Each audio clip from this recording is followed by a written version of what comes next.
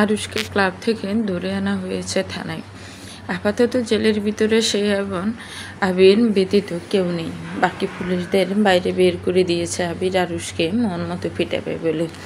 কিন্তু পিটানোর আগে কথা বলা জরুরি মনে হলো আবিরের, তাই আরুষকে সামনে বসিয়ে নিজের রাগ নিয়ন্ত্রণে রেখে জিজ্ঞেস করলো, তুই মিহিরের সাথে স্নেহতাহানি করেছিস কেন? ছোট করে উত্তর দিবি।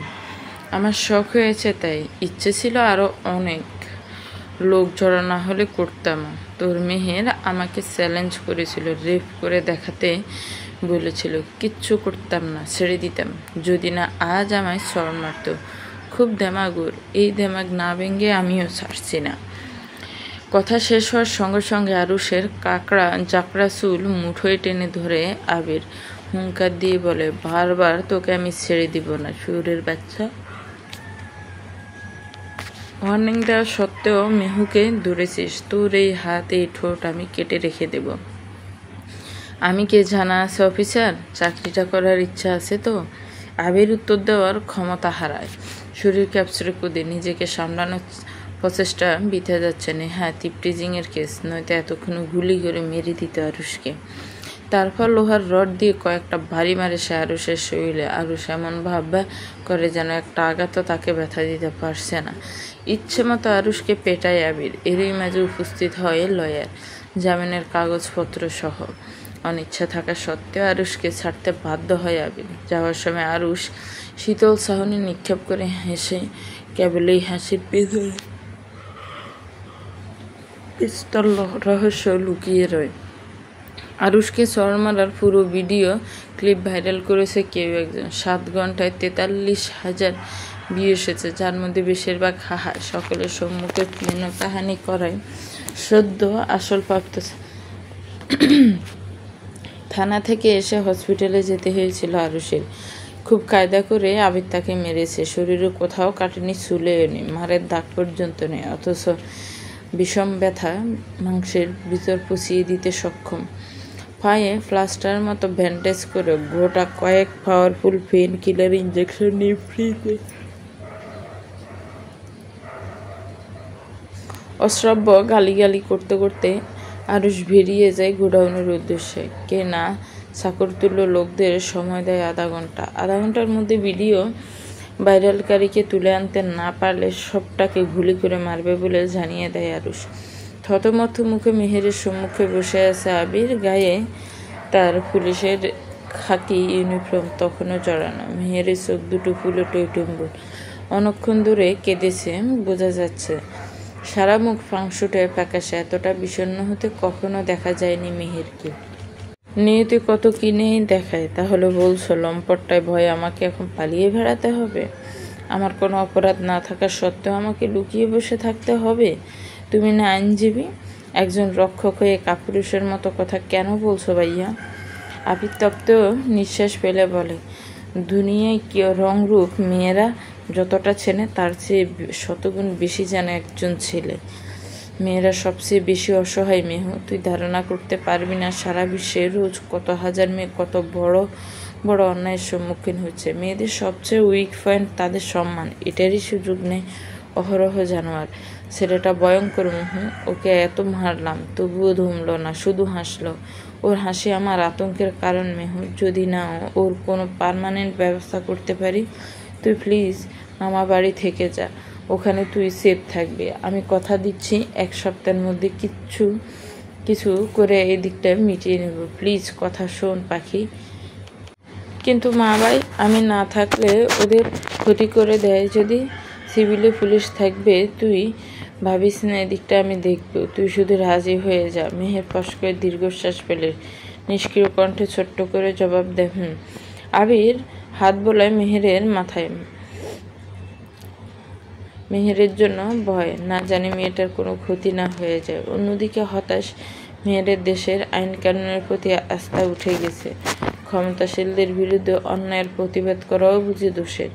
পৃথিবীটা কবে এমন নিষ্ঠুর হয়ে উঠল? কেন ন্যায়ের লড়াই এত কঠিন হয়? গাম ছুটে গেছেন গার্ডদের। ভিডিও ভাইরালকারীকে তন্ন তন্ন করে খুঁজে ইনফরমেশন বের করে পাক্কা 35 মাথায় ধরে এনেছে আরুষের কাছে। আপাতত গোডাউনে কাঠের চেয়ারের সাথে বেঁধে রাখা হয়েছে সে যুবককে। গালে চোরের কালছিটে দাগ। ভয়ে মানগত হলো কাজ শেষে। তার উপায়কে সবাই যেভাবে পেছনে পড়েছে, জীবনে শান্তির মা মরেছে, শান্তি আরাম সব নিশ্চয়ই তার বাপের রুর অভিশাপ। বাপকে সময় দেয় না, কাজে সাহায্য করে না বলে বাপটা তার সারাদিন অভিশাপ দিয়ে ভস্ম করে ফেলেছে। না, এবার বাপের একটা বিয়ে দেওয়া জরুরি। বউকে নিয়ে ব্যস্ত থাকলে সারাক্ষণ গালমন্দ করার সময় পাবে না। মনে মনে স্থির করে আরুষ বাবাকে বিয়ে দিবেই।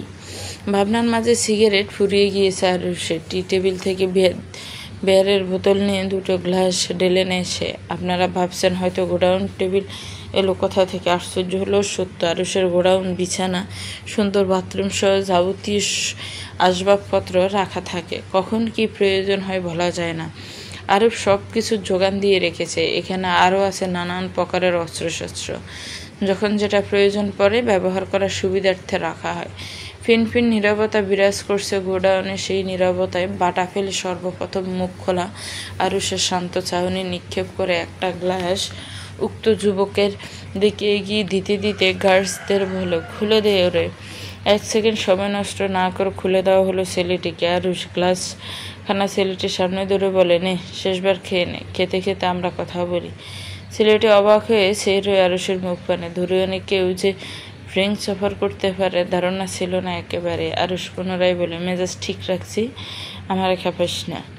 কাঁপতে কাঁপতে গ্লাস খানা হাতে নেয় ছেলেটি। ভীত স্বরে বলল, ভাই আমি ভিডিও ডিলিট করে দিছি, আমারে যাইতে দেন। করছিস তো?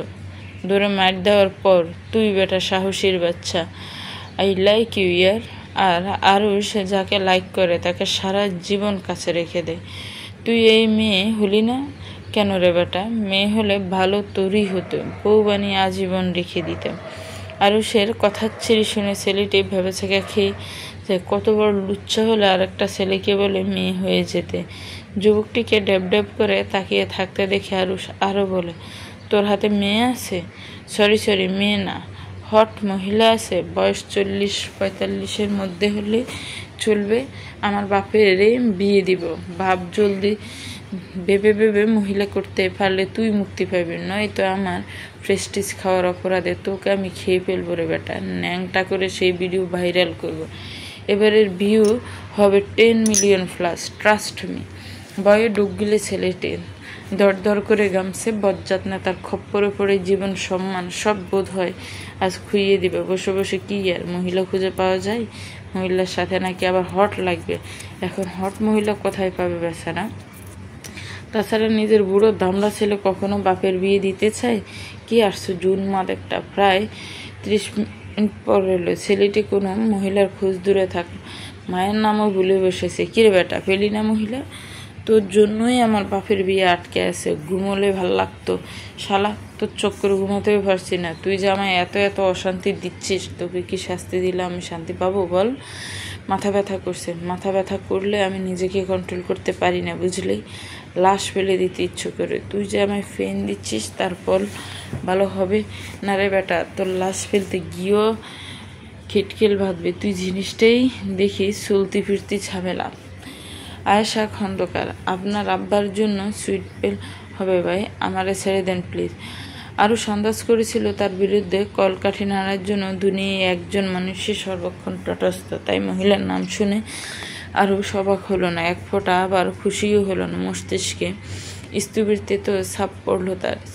বিষিয়ে গেল মনখানা। মেজাজ ঠিক রাখতে না পেরে বেরালেন বোতল সজোরে মারল ছেলেটির চেয়ারের পাড়া। ছেলেটি ভয়ে কেঁদে উঠল তৎক্ষণাৎ। প্রথমে ভেবেছিল আরুষ তার পায়ে বোতলখানা ভারী মেরেছে। ছেলেটা লাভ মেরে দাঁড়িয়ে যায়। আরুষের পা চেপে ধরে বলে, আমার ভুল হয়ে গেছে ভাই, আমি আর কোনো দিন আপনার বিরুদ্ধে কাজ করব না।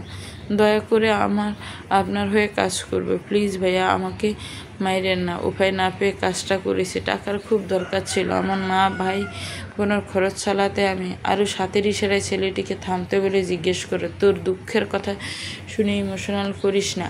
আয়েশা খন্দকার কত দিয়েছে আমার উপর নজর রাখতে? 1 লাখ। আজ থেকে মাসে 4 লাখ পাবি। যা করছিলি করে যা। মহিলা যা বলবে করবি আর আমাকে আপডেট দিবে। ও যেন বুঝতে না পারে তুই আমার হয়ে কাজ করছিস, তোর উপর আমার নজর থাকবে। কোথাও পালানোর চেষ্টা করলে মহিলা মারার আগে আমার গুলি খাবি, বুঝেছিস আমি কি বললাম?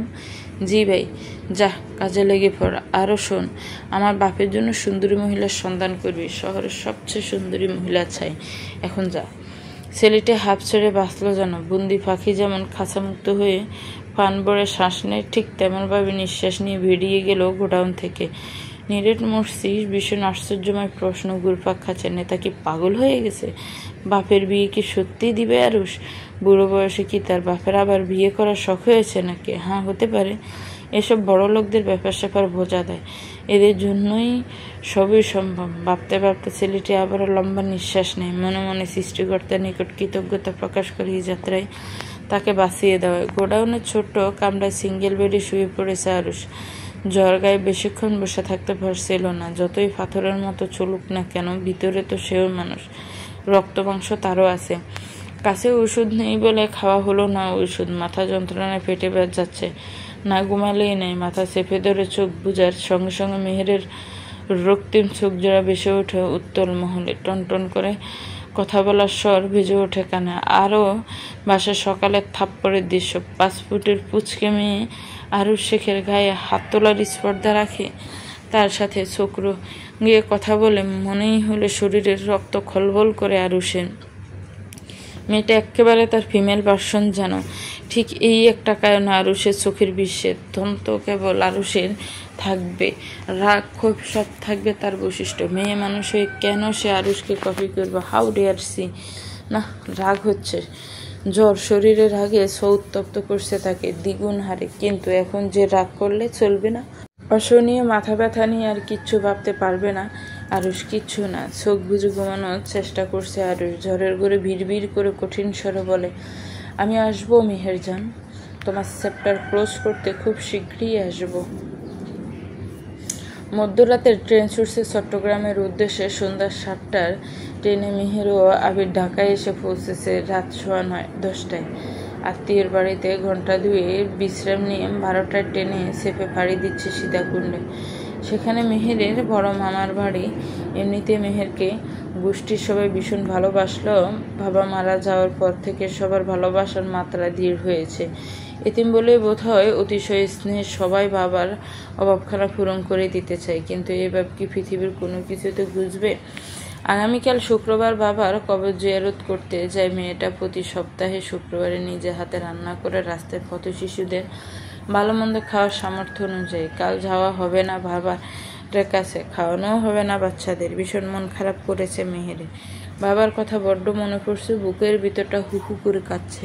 বাবা কি জানতো না পৃথিবীটা খুব এমন কঠিন? কেন এত আগেই চলে গেলেন তিনি? আর একটু বড় করে যেতে পারতেন তাকে। তার ভাইটা তখন ক্লাস 4-এ উঠেছে। বাবাকে সেই বা কতটুকু ফেলে। নিজের জন্য যতটা না কষ্ট হয়, ভাইটার জন্য দ্বিগুণ কষ্ট হয় মেহেরের।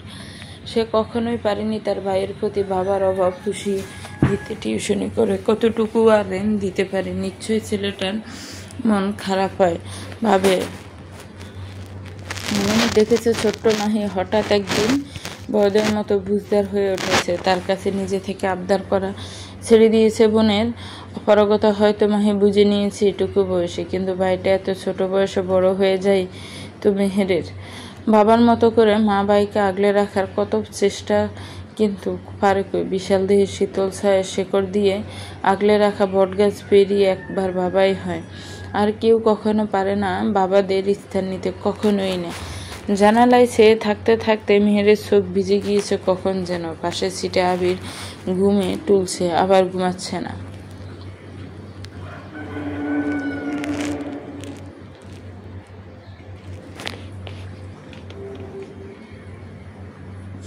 বিদ্যুৎ গতিত ঘুমে অর্ধবোঝা চোখ খুলে শোকিত হয়ে তাকায় আবির। তড়িঘড়ি করে বলে, কিছু লাগবে তোর? জার্নিতে সমস্যা হচ্ছে? কান্না বেজার স্বরে মেহের জবাব দেয়, জীবন কেন পাথরের থেকেও কঠিন ভাইয়া। জীবনের বোঝা আমি আর নিতে পারছি না। যেদিকেই যাচ্ছি তাকাচ্ছি অথই জলে। একটা প্রবলেম যাচ্ছে তা 1000টা পিছু নিচ্ছে।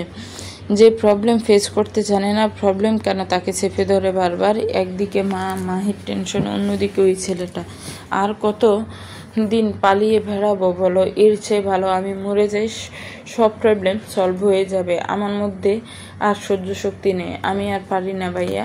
কথাগুলো বলতে বলতে অজর অশ্রু পাততে হয় মেহেরের চোখে। নাজুক চোখ জোড়া কেঁপে ওঠে। আবিষ্কার করে বুকে তারও জ্বালা পড়া হচ্ছে। মেহেরের চোখের জলের কি দারুণ ক্ষমতা! জ্বরে একজন চোখে যায় আরেকজনের বুক। কেন মেয়েটার কষ্ট থাকবে, কান্না আসবে? সে থাকতেও কেন মেহু পাখি জীবনে পেরেশানি নামক মরিচিকা বাঁধবে? প্রেমিক হিসেবে এটা তার ব্যর্থতা নয় কি?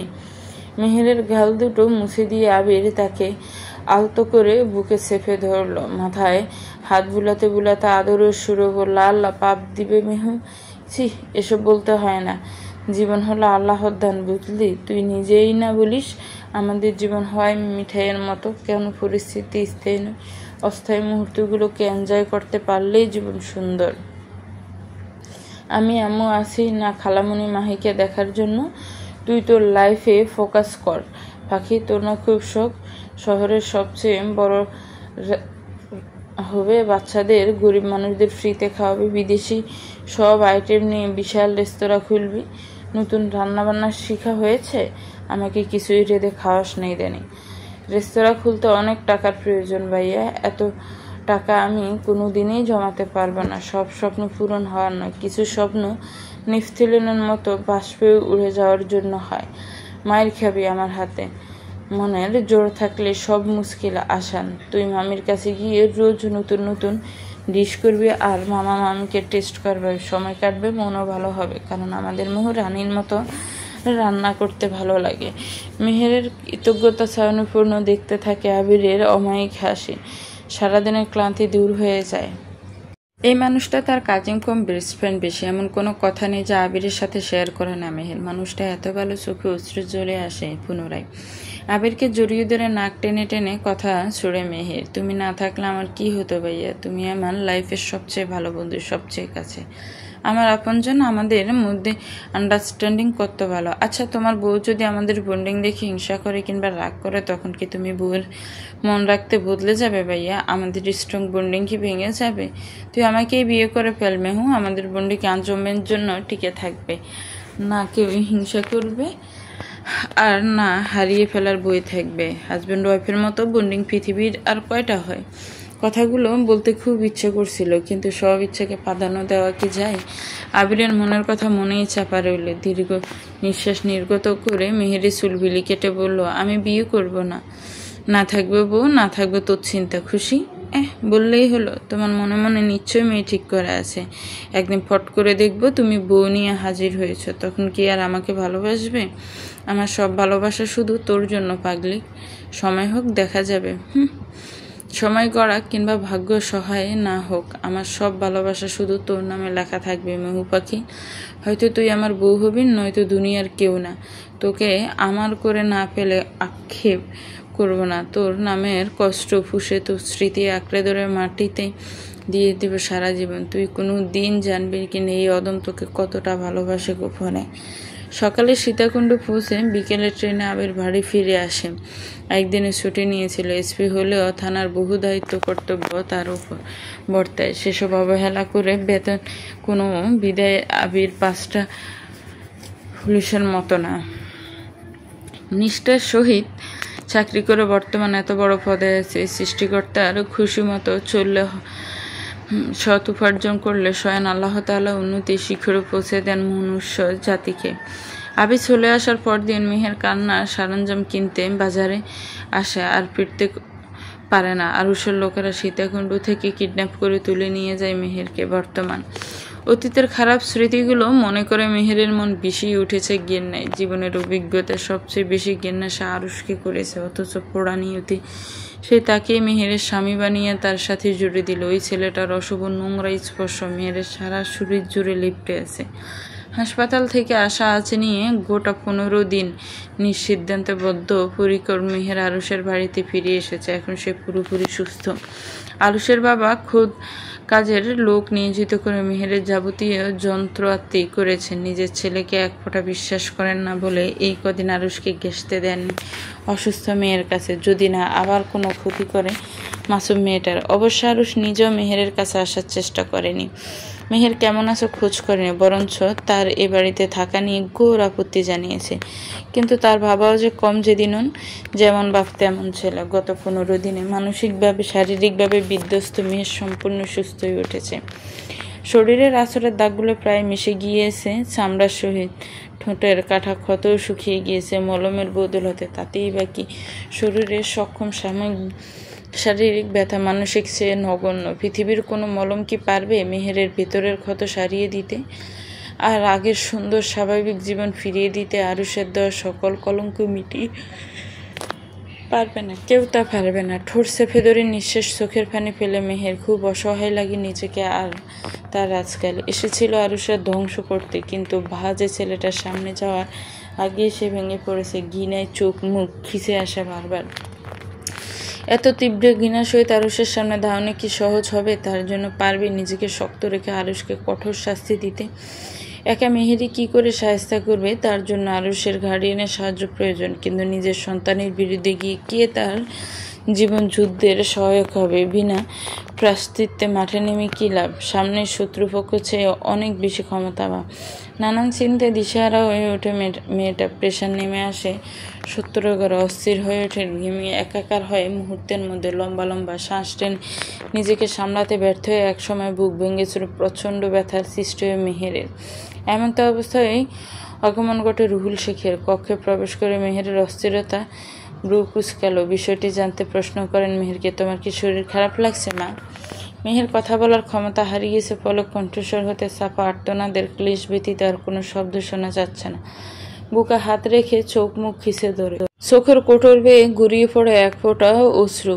অবস্থা বেগতিক দেখে রুহুল শেখ অস্থির হয়ে ওঠেন। মেহেরের জন্য রাখা কেয়ারটেকারকে তাৎক্ষণিক ডাকলেন ওষুধ খাইয়ে দিতে। ওষুধ খেয়ে বুক ব্যথা নিয়ে মেহের শুয়ে থাকা অনেকক্ষণ। রুহুল শেখ নরেনা কক্ষ থেকে ধৈর্য নিয়ে বসে থাকেন মেহেরের পাশে। মেয়েটাকে প্রথম দিন যেমন সুন্দর সাবলীল দেখেছিল, বর্তমানে তার সিটি আনাও নেই। বেচারা লাবণ্যতা, শরীরের উজ্জ্বলতা কমে গিয়েছে, যেমনটা কেবলই হাড্ডিসের। ছেলের অপকর্মে লজ্জিত তিনি। মেহেরকে যত দেখেন ততই তার কষ্ট বাড়ে। তার সন্তানের জন্য আরেকজনের সন্তানের জীবন ধ্বংস। জীবনের কোনো কালে এসে এমন ছিলেন না। তবে তার আদর্শ বড় করা আরুষ কী করে নষ্ট হলো, উত্তর খুঁজে পান না তিনি। মেহেরের বুকের ব্যথা মিঙে এসেছে, এখন একটু ভালো লাগছে। মেহেরের মুখভঙ্গি স্বাভাবিক হয়। রুহুল শেখ কিছুটা সুস্থির হন, তবু চিন্তা পুরো কাটে না। কেমন লাগছে এখন? বুকের ব্যথা কমেছে? মাথা নাড়িয়ে হাসু চোখ জবাব দেয় মেহের। কথা বলতে ইচ্ছে করছে না এখন। তোমার সাথে আমার অনেক কথা আছে মা। তুমি এখন কথা বলতে পারবে নাকি আমি পরে আসবো? জি বলুন। তুমি আরুষকে বাঁচালে কেন সেদিন? তুমি তো আমার ছেলেকে ভালোবাসো না, কারণ সেটা ওনার জন্য সামান্য শাস্তি। মৃত্যুদণ্ড দেওয়া হলেও নিজে হতে শাস্তি না দিতে পারলে আমি শান্তি পাবো না। আপনার ছেলে সত্যিই খুব বড়সড় শিক্ষা প্রয়োজন। আপনারা আমার বিরোধিতা করবেন জানি, তবু আমি থামবো না। যেভাবে হোক ওনাকে সাহায্য করবই। রুহুল শেখ আচমকা মুচকি হেসে জবাব দেয়, এটাই যে আমিও চাই মেহের। তুমি ওকে শিক্ষা দাও, জানোয়ার থেকে মানুষ বানিয়ে দাও। রুহুল শেখের উক্তি অপ্রত্যাশিত লাগে মেহেরের কাছে। ব্রুকুসকে তাই প্রশ্ন ছুড়ে, আমি ঠিক বুঝলাম না, ছেলের পক্ষে না হয়ে আপনি কেন আমার সাপোর্ট নিচ্ছেন? বাবা ছেলের নতুন কোনো যুক্তি পরামর্শ করে আমাকে মেরে ফেলার ফন্দি করেছেন না তো?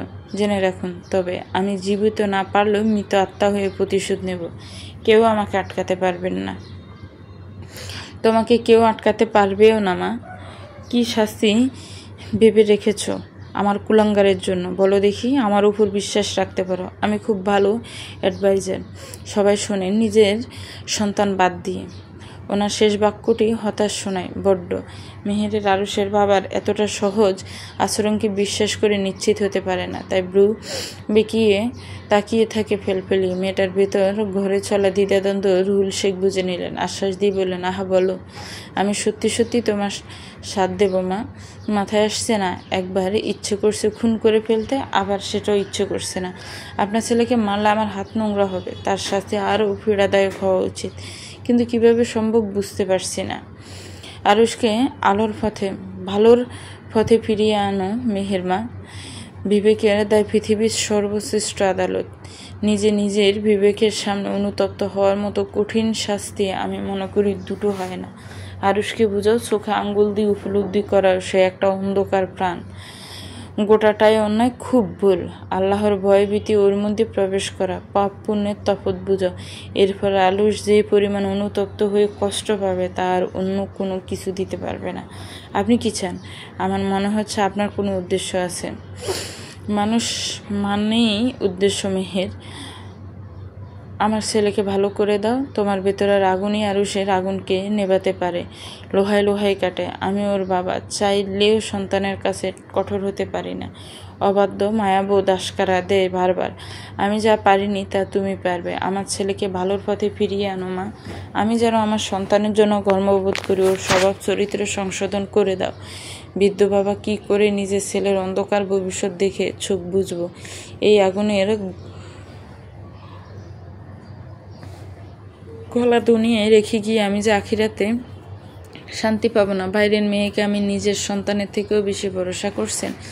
কিন্তু কেন আঙ্কেল? বাইরের কোথায়? তুমি আমার পুত্রবধূ, তুমিও আমার পরিবারের একজন, আমার আপনজন। রক্তের সম্পর্ক ছাড়া কি কেউ কারো আপনজন হয় না? আমি আপনার ছেলেকে বর মানি না আঙ্কেল, এটা তো আমার দুর্ভাগ্য। স্রষ্টা আমাদের জীবনে নতুন কাউকে পাঠায় কোনো না কোনো কারণে। তোমাকে আমাদের জীবনে পাঠিয়েছেন আলোর দূত হিসেবে, আরুষকে সঠিক পথে ফিরিয়ে আনার জন্য। তোমার কাছে আরুষ দুর্ভাগ্য হলো, আরুষের জন্য তুমি সৌভাগ্য মা। আপনার আইডিয়া খারাপ না আঙ্কেল, অনুতাপের মতো বড় শাস্তি হয় না। আমি প্ল্যান ভেবেছি, আপনি আমার সাহায্য করলে প্ল্যান সাকসেসফুল হবে। 100 বার আছি, তুমি যা বলবে আমি তাই করব মা। ধন্যবাদ আঙ্কেল, আপনি আমার ভিতরে সাহস সঞ্চয় করলেন। এখন আর ভয় করছে না। আমার ছেলেকে স্বামী নাই মানো, আমার আপত্তি নেই, কিন্তু আমাকে তোমার বাবা মানতেই হবে। দূরে নাও, আমিই তোমার আরেক বাবা। তাই আঙ্কেল ডাকা চলবে না মেহের। আপনি পুরোটাই আপনার ছেলের বিপরীত আঙ্কেল। আমার আরুষ মনে মনে খারাপ নয় মেহের। ভালোর পথে ফিরিয়ে আনার দায়িত্ব যখন তোমার, তখন সবটা জানা দরকার। খুব ছোট ছিল আরুষ। ওর মা যখন ওকে ফেলে চলে যায়, আমাকে ডিভোর্স দিয়ে আমারই বিজনেস পার্টনারকে বিয়ে করে, মা থেকেও আমার ছেলেটা এতিম হলো। তার পরের বছর আরুষের দেখাশোনার জন্য আমি আবার বিয়ে করি। আমার সামনে ভালো আচরণ করলেও আমার অনুপস্থিতিতে সৎমা খুব খারাপ আচরণ করতো ওর সাথে। অনেক অত্যাচার করেছে।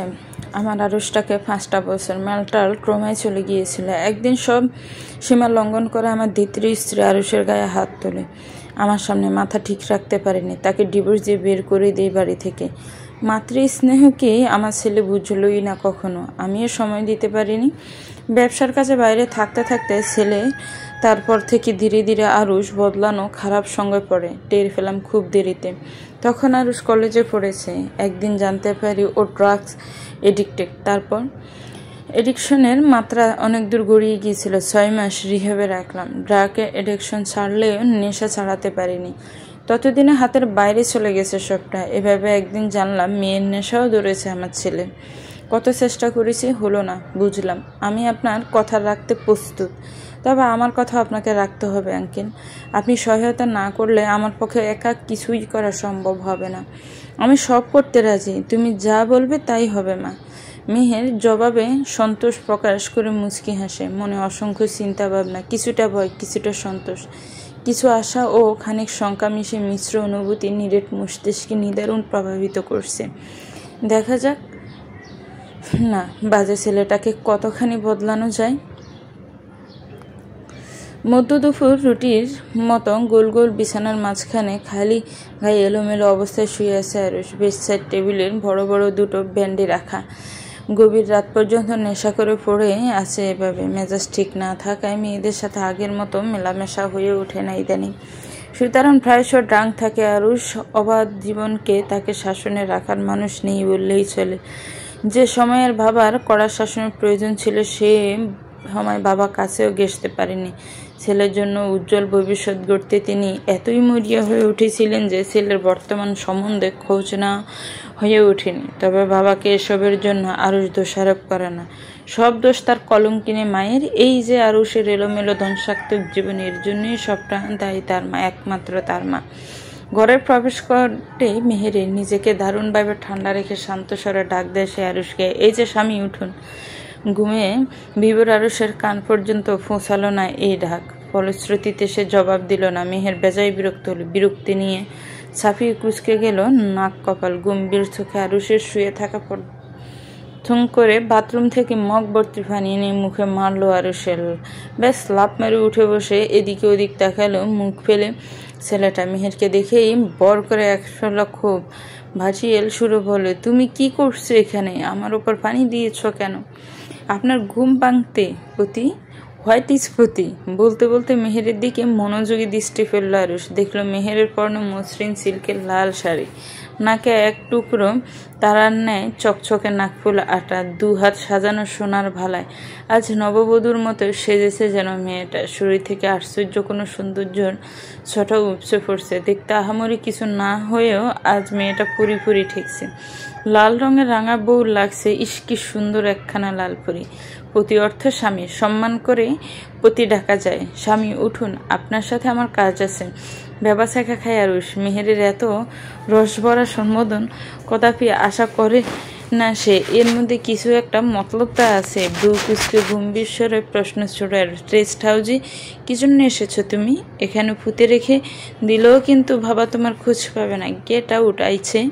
মেহেন দাঁত বের করে ক্লোজার হাসি দেয়। এগিয়ে এসে আরুষের উপর ঝুঁকে পড়ে সামান্য। চোখে চোখ রেখে কাট সুরে বলে, বউ হই আপনার, বাড়ি ফিরিয়ে নিয়ে যেতে এসেছি। বউ রেখে দূরে পালাচ্ছেন কেন? ভয় লাগে আমার। আরুষ আচমকে চেপে ধরে বিছানায় ধাক্কা দেয় মেহেরকে। তীক্ষ্ণ মেজাজ দেখিয়ে বিরক্তি সুযোগ বলে, আমার বাপের টাকায় দেখে মাথা নষ্ট হয়ে গেছে তোর। তোকে আমি সুন্দর করে হাসপাতালে বলেছিলাম ডিভোর্স দিয়ে দিয়েছি। আমার জীবন থেকে সরে যা। মরার পাখনা গজিয়েছে, পুঁতে রেখে দিব। স্বামী করবি না, বিরক্ত লাগছে। মেয়ের জবাব না দিয়ে ঠোঁটলি আয়েসি ভঙ্গিতে হাসে। মেয়েটার মতিগতি বুঝে উঠতে পারছে না আরুষ। স্থির অন্যর চোখে খানিকক্ষণ তাকিয়ে থেকে ছেড়ে দেয় ওকে। ঝাঁকড়া চুলগুলো গুছিয়ে লম্বা নিঃশ্বাসে মাথা ঠান্ডা রাখার চেষ্টা করে। সবসময় চোখ গরম করে কিছু অ্যাচিভ করা যায় না। কত চাও? কত দিলে আমাকে নিজের মুখ দেখাবে না? কত দিবেন? যত চাও। দরকারে ব্ল্যাঙ্ক চেক নাও। আপনার জীবনের দাম কতখানি স্বামী? তুমি আমার দাম দর করছো? বেশি স্পর্ধা দেখিয়ে ফেলছো মেহেরজান। ফল ভালো হবে না বলছি। আপনার কি হবে তাই নিয়ে ভাবুন মিস্টার হাজবেন্ড। কি মতলব তোমার? গায়ে পড়ে কথা বলছো কেন? বাড়িতে চলুন, সব বাবা বলবেন। আপনার অপেক্ষা করছে। মেহের উঠে চলে যেতে চাইলে পুনরায় হাত টেনে ধরে আরুষ। প্রশ্নবিদ্ধ চাহনিতে চেয়ে বলে, আজ তোমায় আমার এত অপরিচিত লাগছে কেন মেয়ে? তোমার মনে কোন শয়তানি চলছে জানি না, কিন্তু এটাও তুমি জেনে রাখো, কোনোভাবে আমাকে তুমি ভাগে আনতে পারবে না। আগুন নিয়ে খেয়েছো, সাবধান করছি। ইস, আমি ভয় পাচ্ছি। এত বড় হুমকি দিলবেন না স্বামী? দেখুন আমার হাত পা কাঁপছে। বিরক্ত লাগছে তোমাকে আমার। চোখের সামনে থেকে সরো তো।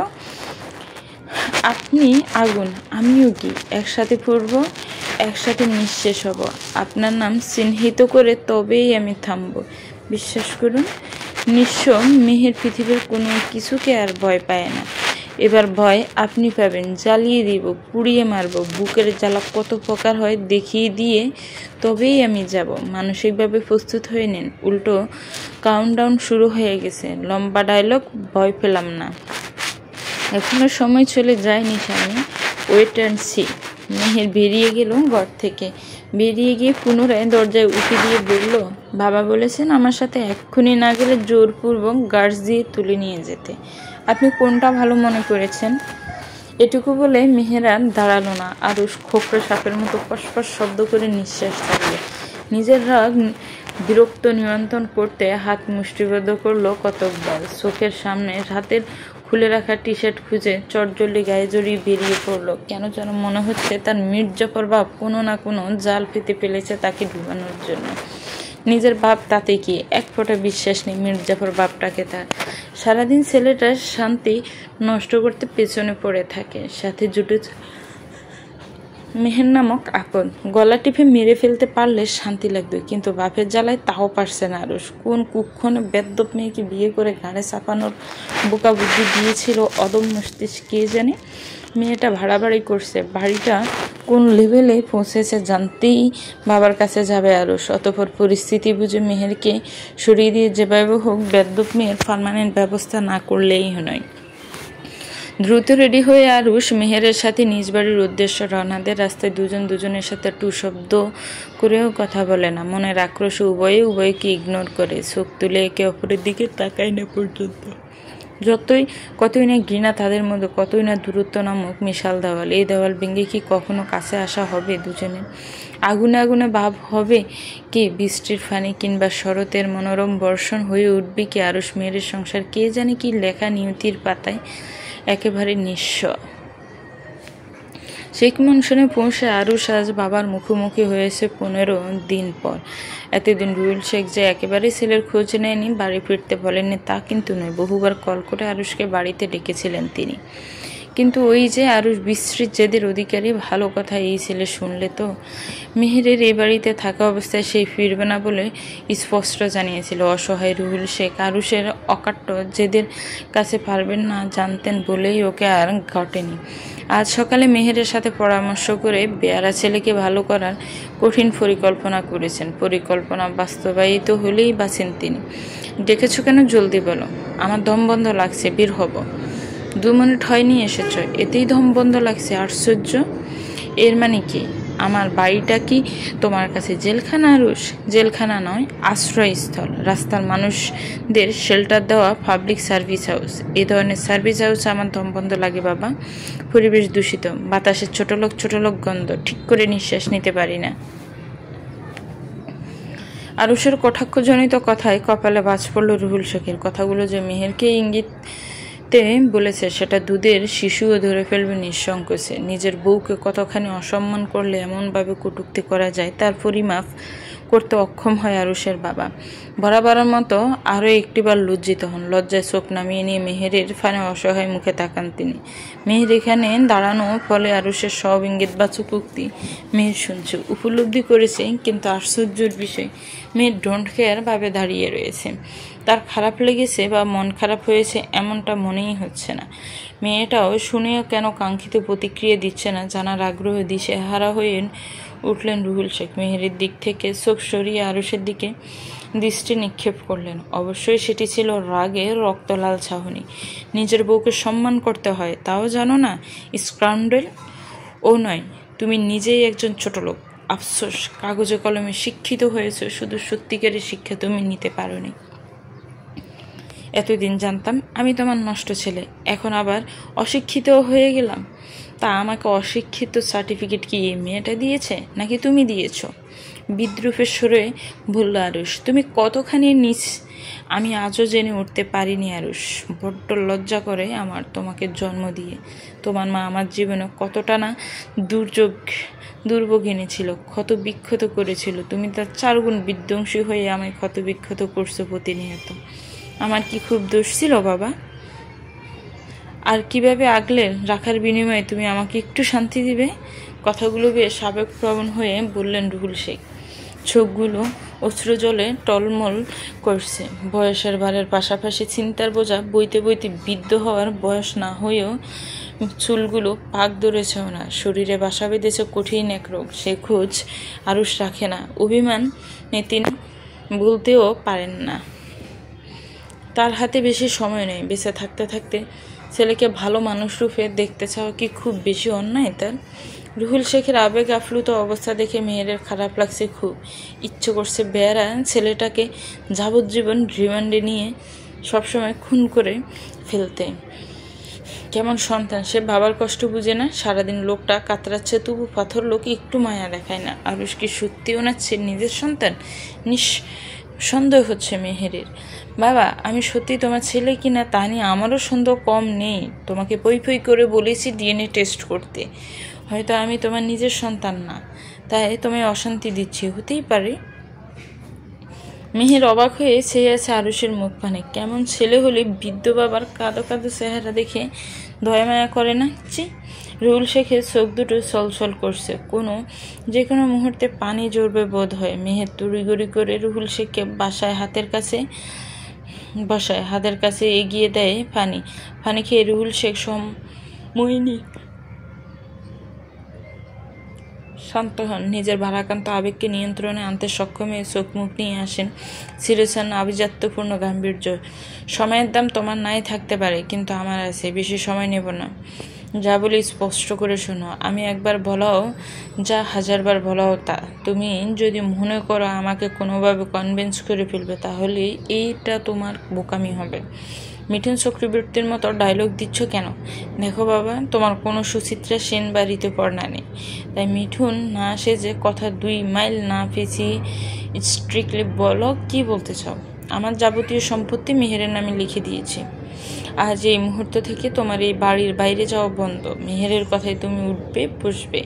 জীবনে অনেক পাপ করেছি তোমার লাই দিয়ে, এবারে আর সেই পুরনো ভুলটা আমি করব না। ড্রাগ নেবে তো সেই সুযোগও তোমাকে দেওয়া হবে না। তোমার ব্যাংক অ্যাকাউন্ট এখন 0, ক্রেডিট কার্ড ব্যান করে দেওয়া হয়েছে। শুনে নাও, এখন থেকে আজীবন যাবতীয় হাত খরচ তোমাকে মেহের দেবে, আর তুমিও তা হাত পেতে নেবে। আমি 6 মাসের জন্য বিদেশে যাচ্ছি, 6 মাস সময় দিচ্ছি।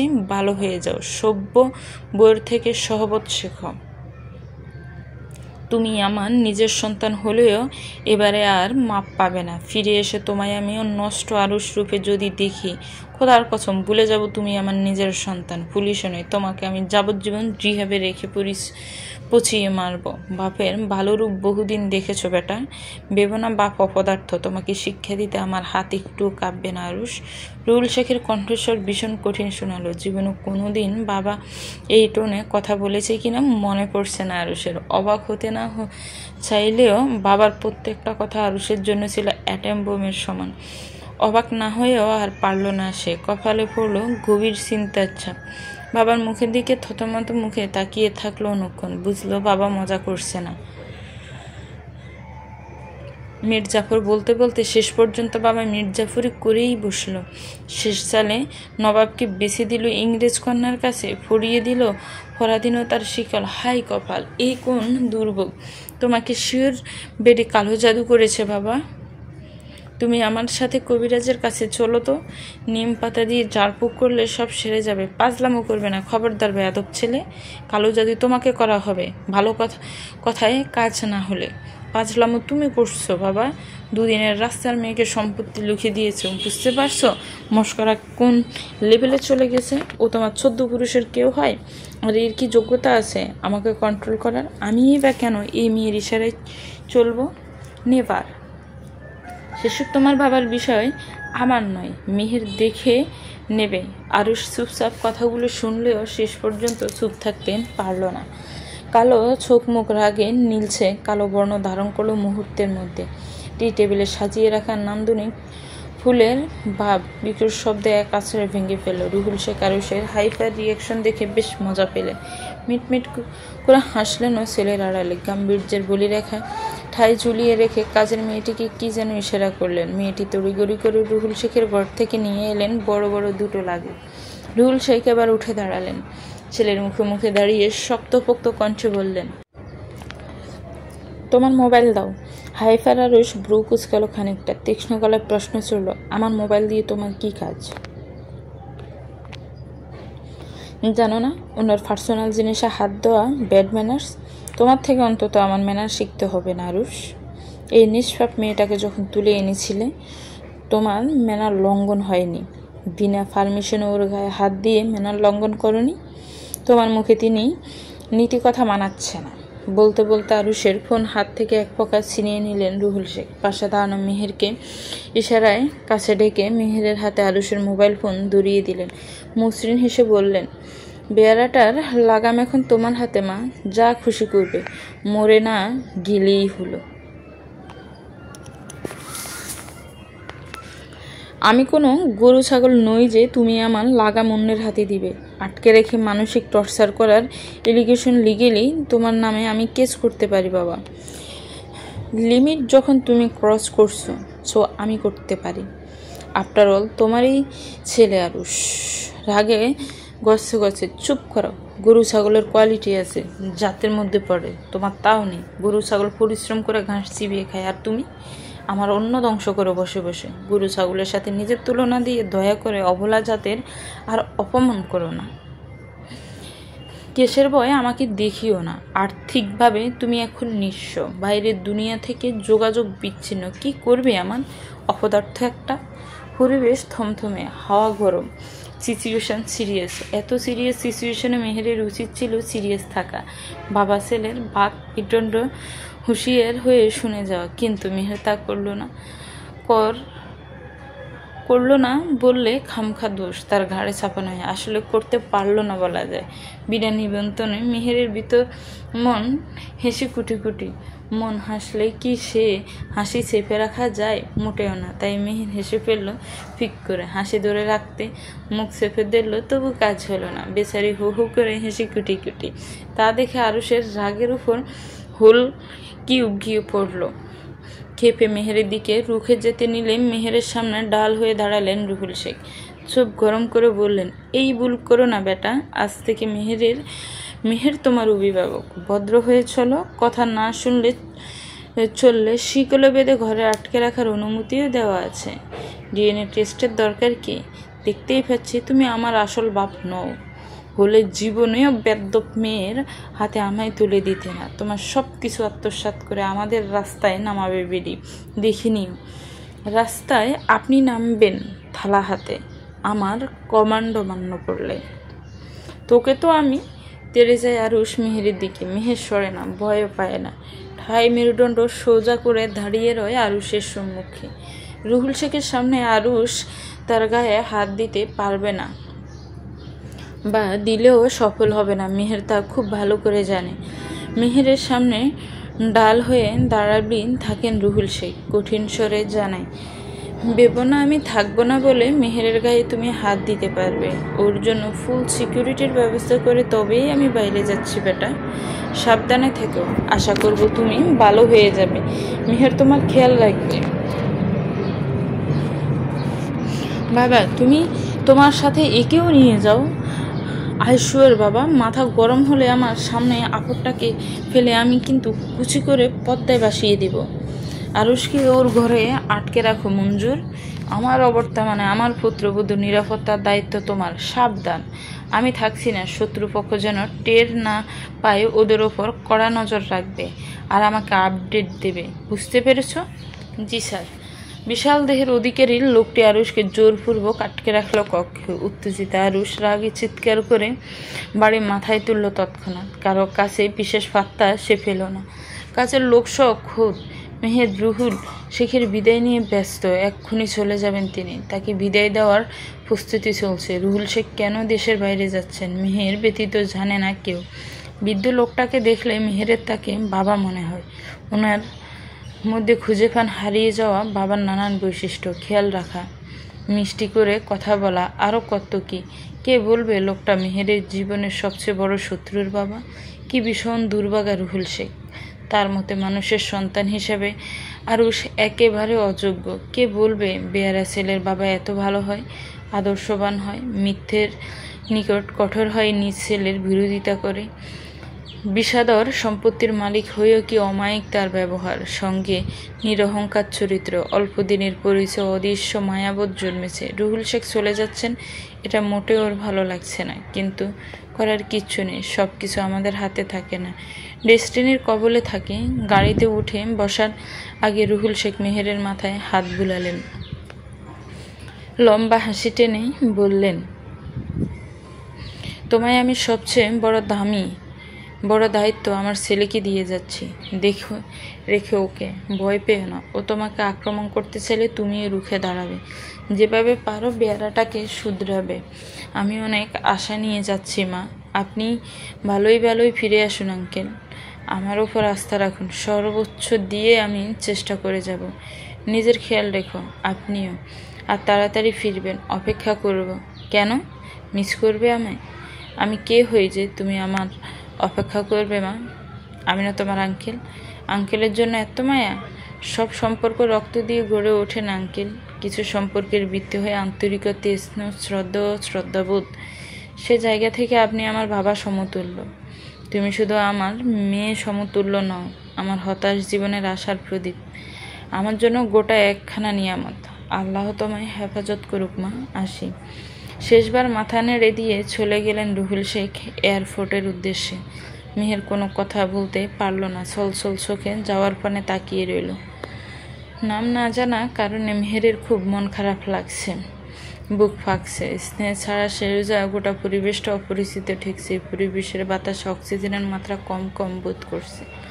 নয়তো এত অস্বস্তি হয় কি করে? এভাবে কিছুক্ষণ কেটে গেলে মেহের আরুষের ঘরের দিকে পা বাড়ায়। শয়তানটা কি করছে দেখা উচিত। এতক্ষণ ষাঁড়ের মতো চিল্লিয়ে এখন বিল্লি হয়ে বসে কেন দেখতে হবে না? দরজায় লক খুলে কক্ষে প্রবেশ করে সারা কক্ষের লন্ডভন্ড অবস্থা দেখে বিরক্তির ছাপ পড়ল মেহেরের কপালে। একটা ফার্নিচারও আস্ত রাখেনি আরুষ। কাছের শোপিস, ড্রেসিং টেবিল, ফুলদানি ভেঙে চুরমার করেছে সারা মেঝে জুড়ে কাছের টুকরো। বাড়ি আসবাব ভাঙতে না পারলে এলোমেলো করে হেলিয়ে বাঁকিয়ে বাজে হাল করেছে। মেহেরের অবাকই লাগছে, সুস্থ মানুষ কখনো এমন তাণ্ডব চালাতে পারে? সামান্য একটা গ্লাস ভাঙতে তো মেহেরের মায়া হয়। ঘরটাকে 12টা বাজিয়ে বেড়ালের মতো বসে আছেন কেন আপনি? অসহ্য লোক। মানুষ হবেন না? দামি দামি ফার্নিচার নষ্ট করার অধিকার কে দিয়েছে আপনাকে? উপার্জন করা কত কঠিন জানেন? মুখ ঘুম করে বসে থাকলেও ভেতরের রাগের তাপমাত্রায় এক ফোঁটাও কমেনি আরুষের। রাগে শরীরের মাংস খুবলে খেতে ইচ্ছে করছে ওর। এমতো অবস্থায় আরুষকে ছটানোর মানে ঘুমন্ত সিংহকে জাগিয়ে তোলার সমান। রকিন চেয়ার থেকে উঠে লাঠি মেরে আরুষ চেয়ার ফেলে দেয়। সশব্দে জ্বলন্ত সিগারেট ফাঁকিয়ে নেয় মুঠোয়। কাছের টুকরোর উপর দিয়ে অনায়াসে হেঁটে আসে মেহেরের চেপে ধরে দেয়ালের সাথে। তোর বিষ দাঁত উপড়ে ফেলার ক্ষমতা আরুষের আছে। আমার বাপকে বুলিয়ে সব লিখে নিয়ে তুই আমার বাড়িতে রাজ করবি ভেবেছিস? রাস্তার মেয়ে রাস্তায় মানায়, নাগরখানায় গিয়ে ব্যবসা করবি, আমার কাছে না। হয় তুই আমার বাড়ি থেকে যাবি, নয়তো তোকে খুন করে আমি জেলের ঘানি টানবো। মেয়ে বিদ্বেষী কণ্ঠে জবাব দেয় আরুষকে। খুন হতে আমার ভয় করে না মিস্টার অমানুষ। আমি সেদিনই মরে গেছিলাম যেদিন আপনি আমার সবটা কেড়ে নিয়েছিলেন। মানুষ বারবার মরে না, মরে হলেও আপনাকে শায়েস্তা করবে, and that is my challenge. তাই একনিষ্ঠ ছাউনিতে মেহেরের দিকে চেয়ে থেকে বলে আরুষ। মেহের এক পলক দেখে চোখ সরিয়ে নেয়। খেপা আরুষ হঠাৎ ঠান্ডা স্বরে কেন কথাখানা বলল তা ভাবতে চিন্তায় পড়ল মেহের। লোকটা ভীষণ আশ্চর্য বটে, ক্ষণে ক্ষণে গিরগিটির মতো রূপ বদলায়। এই ভালোতে এই খারাপ, একে শুধরাতে হলে আরুষের উপর পিএইচডি করতে হবে। আরুষ আচমকিক মেহেরকে ছেড়ে দিয়ে আলতো হাতে মেহেরের গাল স্পর্শ করে। চোখে চোখ রেখে নিজের শীতল দৃষ্টি সম্পর্কে অবগত করে। এক নাগাড়ে দেখে যায় অদ্ভুত চাহনিতে। চোখের মনিতে এবার আর রাগ নয়, মেহেরের নিজের প্রতিচ্ছবি স্পষ্ট হয়। আরুষ মেহেরের মুখের সামনে এবারে একটুখানি ঝুঁকে পড়ে, আর এক হাতে এগিয়ে এলে সম্ভবত মিশে যাবে মেয়েটার সাথে।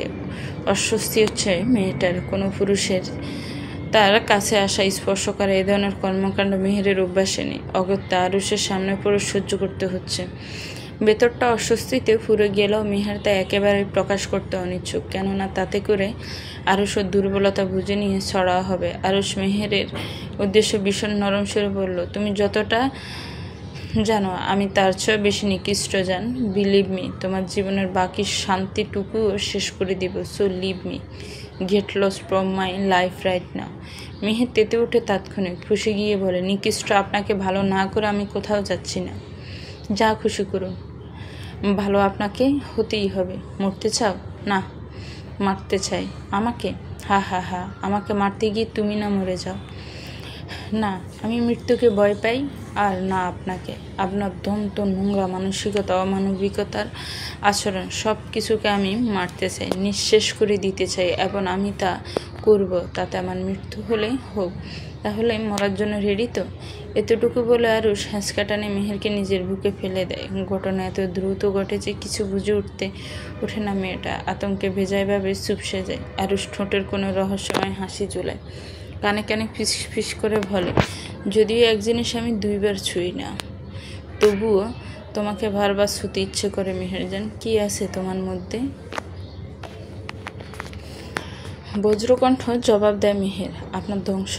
তাহলে ধ্বংস করিয়ে দাও। বিধ্বস্ত বিছানায় দফাস করে ফেলে দিল আরুষ মেহেরকে। বিছানায় তখন পড়েছিল সোফা, কুশন ও পারফিউমের বোতল। বিনা নোটিসে পট করে পড়ে গিয়ে পিঠের তলায় পারফিউমের শক্ত বোতল এসে পড়ায় মেরুদণ্ডে আঘাত হানল সেটি। ব্যথায় চোখ মুখ বিকৃত হয়ে আসলো মেহেরের। একটু সামান্য আর্তনাদ করলো বোধ হয়, আরাম হতো, কিন্তু আরুষের সামনে এক চুল দুর্বলতা প্রকাশ করা ভালো। নিজেকে শক্ত মানবী হিসেবে প্রদর্শন করতে ব্যথাটুকু গিলে খেয়ে ফেলতে হলো। মনের জোরে উঠে বসতে উদ্যত হলে আরুষ আক্রমণ করে বসলো তাকে। হাত দুটো চেপে ধরে চড়াও হলো মেহেরের উপর। প্রথমে একটু ভয় ভয় করলেও মনের কোনো ঝুমিয়ে রাখা রাগ ভয়টুকু দূর করতে সম্ভব। ভয় দূর হয় মেহেরের। তীব্র আক্রোশে সে আরুষের পিঠের জমিনে নখ বসিয়ে দেয়, দেহের যাবতীয় শক্তি খাটিয়ে। আগুন জ্বালা চোখে কি ভীষণ ঘৃণা। আরুষ বাঁকা হেসে মেহেরের ঠোঁট ছোঁয়ালো। প্রথমবারের মতো মেহের তাকে বাধা দিল না। রাগে শরীরের সব শক্তি ঢেলে আরুষের ঠোঁট কামড়ে পড়ল, ঠিক তেমন করে যেমন করে প্রথম রাতে আরুষ ধরেছিল। ব্যথা পেলেও এক ফোঁটা আওয়াজ করল না আরুষ। ঠোঁট কেটে বেজায়ভাবে ভাজাভাবে রক্ত জড়ছে, তবু কিচ্ছু বলছে না। এদিকে মেহেরও ছাড়ছে না। ক্ষুধার্ত হিংস্র বাঘিনীর মতো আঁকড়ে ধরেছে সে। মনের সকল জাল মেটাচ্ছে আরুষের উপর। তার মনে যে ভীষণ ঘেন্না এই লোকের প্রতি। আমার ঠোঁট তোমার এত ভালো লাগলো যে খেয়ে ফেলতে চাও? নেক্সটের জন্য কিছু তো রাখো। আপনি কি মানুষ? আপনার ব্যথা লাগে না কেন? কারণ আমি অন্যকে ব্যথা দিই, যেমন এখন তোমাকে দিব। ভয় পাই না। তাহলে হয়ে যাক এক রাউন্ড গেম। দেখা কে কাকে কতটা আঘাত নিতে পারে। রিভেঞ্জ খেলি। বারবার মরে না মানুষ, একবারই মরে। দ্বিতীয়বার আরুষ গভীর স্পর্শ ছড়িয়ে দেয় মেহেরের গায়ে। আরুষের শরীরের সিংহের মতো শক্তি। জানা কথা, কোনো নারী কখনোই একজন পুরুষের শক্তির কাছে পেরে ওঠে না। তাই খামকা শক্তি ব্যয় না করে বুকে ফুঁসে রাখা ক্ষোভের আগুন জ্বালায় সে। আরুষের অত্যাচারের নাজুক না হয়ে সেও সমতলে আঁচড় কাটতে থাকে, কখনো নখ বসিয়ে, কখনো বা কামড়ের সাথে। কিন্তু আরুষও কম নয়। কায়দায় মেহেরকে প্রতিহত করার চেষ্টা। অসংখ্য কামড় দেয় শরীরে। জ্বালা সৃষ্টি হয়ে নরম মাংসের দাঁতের আঘাতে। এতেই শেষ নয়। মেহেরকে শক্ত করে দাঁড়িয়ে তার চটপটানি বন্ধ করতে বাড়ত থাকা নেশা প্রয়াসের নিঃশ্বাস। শাড়িখানায় এলোমেলো করে একসময় আঁচলে টান দিলে সেপ্টিফিনের গুঁতোয় কেটে যায় প্রশস্ত কাঁধের একাংশ। কান্না পেয়ে যায় মেয়েটার, ভীষণ কান্নায়। এবারে আর নিজেকে ঠিক রাখতে পারে না। নারীমান দুর্বল হলে হিংস্রতার প্রদীপও নিভে যায় সঙ্গে সঙ্গে। তাই হলো, একেবারে অবলা হয়ে গেল মেহের। আরুষের সুযোগের সদ্ব্যবহার করে নিজের কাজটুকু হাসিল করলো শয়তানি হাসিতে। শরীর যতটা না আঘাত পেল, তার দ্বিগুণ বিধ্বস্ত হলো মেয়েটার মন। দ্বিতীয়বার নিজেকে আগলে রাখতে না পারার অপারগতায় ঘেন্নায় আরুষের স্পর্শগুলো এত যন্ত্রণাদায়ক অনুবোধ হলো, যা বোধ হয় মৃত্যুসম। নিয়ন্ত্রণহীন খারি অশ্রু জলে ভেসে গেল মেহের। বুকের ভিতরটা জ্বালাপোড়া করছে। বিশ্রী যন্ত্রণা যে বড্ড পীড়াদায়ক। চলবে তো ভিউয়ার্স, গল্পটা দেরি করে দেওয়ার জন্য আমি আন্তরিকভাবে দুঃখিত। চেষ্টা করব গল্পটা প্রতিদিন দেওয়ার জন্য। গল্পটা ভালো লাগলে একটি লাইক করবেন। গল্পটাকে নিয়ে একটি গঠনমূলক কমেন্টস করবেন। আরুষ এবং মেহেরকে নিয়ে কমেন্ট করবেন। সুস্থ থাকবেন। আল্লাহ।